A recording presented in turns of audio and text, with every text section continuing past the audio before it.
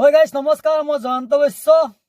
আজি 31 জানুৱাৰী, গতিকে আজিৰ দিনটোতে মই আপোনালোকক দেখাই আছো 700 বছৰ পুৰণি শিৱলিংগ।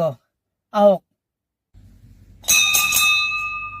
হয় আহি পালো বৰ্তমান। চাওক আপোনালোকে দেখাই পাইছে, চাওক একদম তলকলগি মই যাই আছো।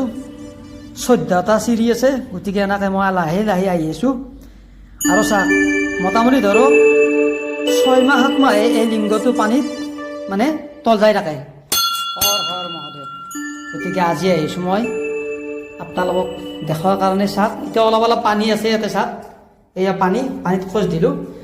আৰু চাওক এই মহাদেৱৰ মানে এই চাওক ধুনীয়া এটা শিৱলিংগ মই দেখাইছোঁ।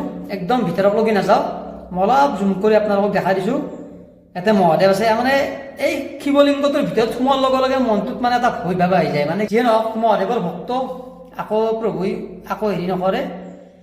গতিকে এইখিনি আপোনালোকক দেখালোঁ। চাওক ভয়ংকৰ ৰবিবাৰে চাবাই নোৱাৰি, ওপৰত দেখি আপোনালোক দেখাই নাই। গতিকে আহক এতিয়া বাহিৰত যাই আছোঁ। হৰ হৰ মহাদেৱ। চাওক এতিয়া এনেকৈ উঠি উঠি যাই আছোঁ।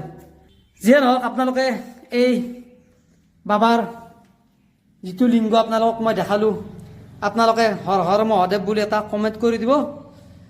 জয় আই অসম।